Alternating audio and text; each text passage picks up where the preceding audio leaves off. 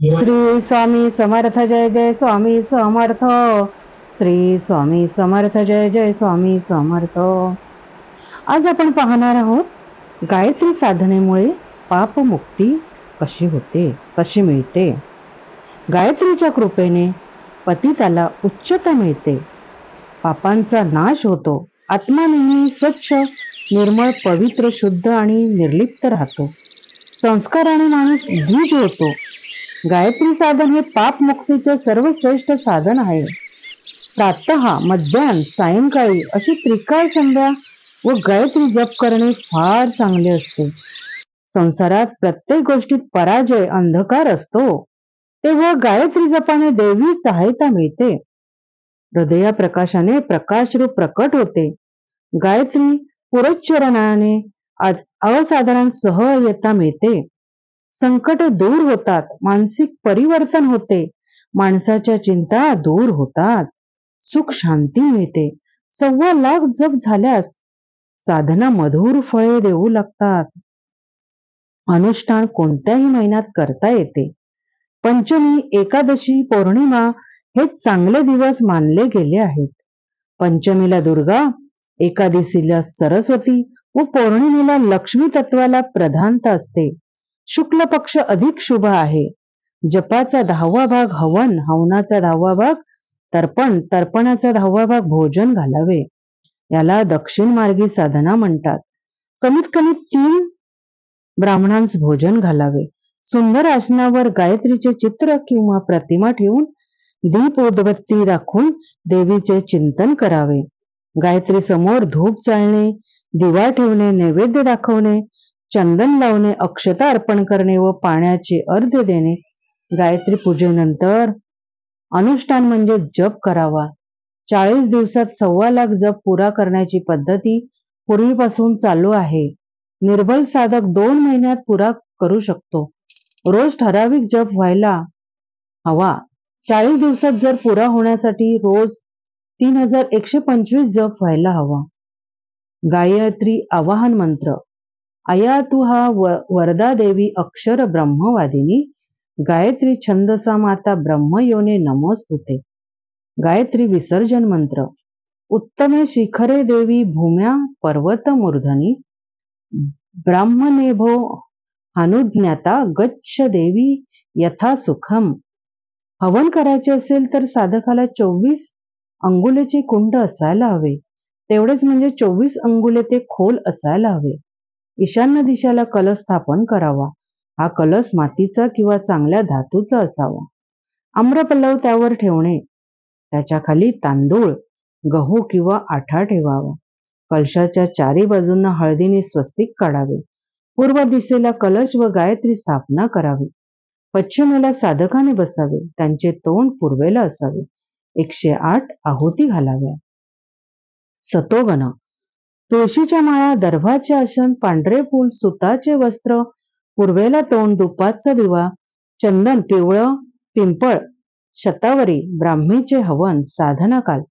चैत्र व अश्विन महिन्यात सूक्ष्म परिवर्तन होते. शरीर साधनासाठी अश्विन व चैत्र सर्वात उपयुक्त आहे. रामनवमी व दसरा हे 2 सण येतात. नवदुर्गाच्या शेवटी भगवती दुर्गा प्रकट होते. चैत्रातील पाडव्यापासून नवमीपर्यंत दुर्गा राहतात. या काळात गायत्री साधना केली तर सर्वात अधिक उपयुक्त आहे. या दिवसात उपवास धरून अनुष्ठान केले असता मोठ्या साधनेचे फळ मिळते.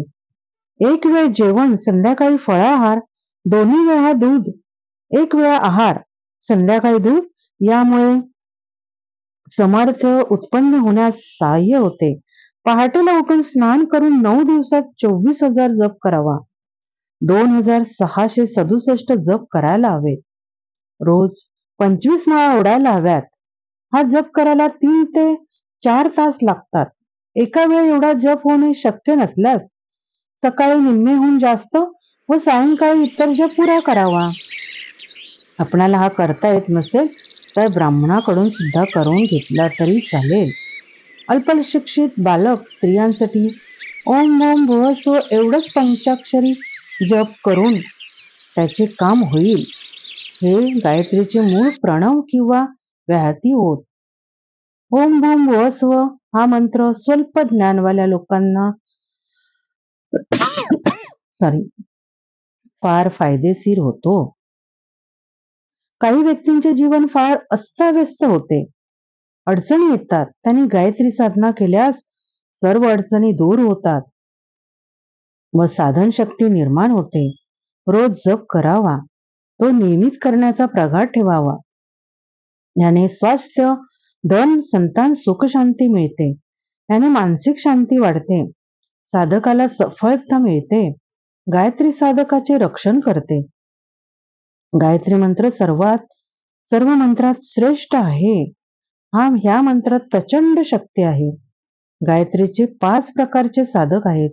रोज 1 माळा गायत्री जप 12 वर्षे करणारा, रोज संध्याकाळी 9 वर्षे गायत्री जप करणारा, रोज 1000 प्रमाणे 5 वर्ष ब्रह्मचर्यपूर्वक जप करणारा, 24 लक्ष गायत्री जप करणारा, 5 वर्ष गायत्री जप करणारा, 21 वर्ष जप करणाऱ्या चांगली सिद्धी प्राप्त होते.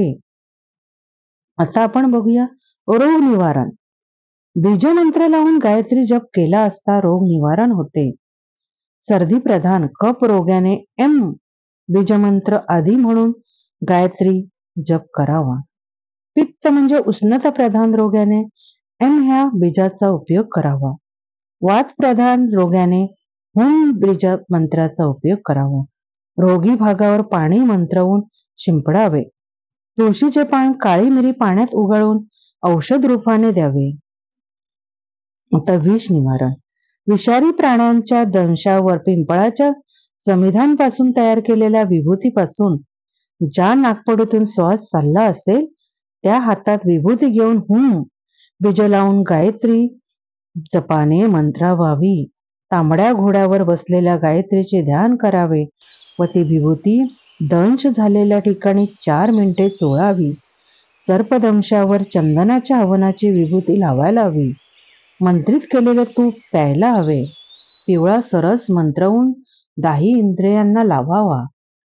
जर बुद्धीची वृद्धी व्हायला पाहिजे असेल तर रोज सकाळी सूर्योदयाला पूर्वेकडला तोंड करून गायत्री जप करावा. हात सूर्यप्रकाशात तापवून तोंड, नेत्र, नाक, मान, कान, मस्तक, शिरोभाग यावरून फिरावे. याने बुद्धी वाढते. राजकीय सफलता पाहिजे असेल तर सरकारी काम, कोर्टाचे काम, नोकरीत यश हवे असल्यास आपल्या कोणत्या नाकपुडीतून हवा चालली आहे ते पाहून काम करायचे आहे. उजवी नाकपुडी चालू असेल तर मस्तकावर पिवळ्या रंगाच्या ज्योतीचे ध्यान करावे. डावी असेल तर हिरव्या रंगाच्या प्रकाशाचे ध्यान करावे. ओम भूम भुवः स्वः मह जनम तपम सत्यम या व्याहती लावून गायत्री मंत्र म्हणून भगवतीचे मानसिक ध्यान व आराधना करून भेटावे. तुमचे काम होईल. आता दारिद्र्याचा नाश होण्यासाठी, गरिबी नाहीशी होण्यासाठी गायत्री मंत्राच्या शेवटी श्री शक्तीचे श्री बीजाचे संपुट करायला हवे. साधना करताना पिवळे वस्त्र, पिवळे फूल, पिवळा तिलक, पिवळे आसन घ्यावे. शुक्रवारी तेलात हळद घालून शरीराला मालिश करावे. रविवारी उपवास करावा. जेवणात पिवळ्या वस्तू आणाव्या. याने पैसा मिळतो व गरिबी नाहीसी होते. काशाच्या थाळीवर गायत्री मंत्र लिहून प्रसव कष्ट स्त्रीला दाखवावे व नंतर त्यात पाणी घालून तिला प्यायला देवे. स्त्री सुखाने प्रसूत होते. कामातील अडचणी दूर होणे. काही कारण नसताना कामात अडचणी येतात. त्यांनी 9 दिवसात 24,000 गायत्री जप करावा. त्याने फरक पडतो. दुष्ट स्वप्न परिहार. दुष्ट स्वप्न पडल्यास रोज 1000 असा 1 सप्ताह गायत्रीचा जप करावा. त्यामुळे आपली संकटे दूर होतात. थँक्यू. निशंक होई रे मना, निर्भय होई रे मना, प्रचंड स्वयंबळ पाठीसी नित्य आहे रे मना. आतर्क्य उद्भूत हे स्मरणगामी, अशक्य ही शक्य करतील स्वामी, अशक्य ही शक्य करतील स्वामी. थँक्यू स्वामी.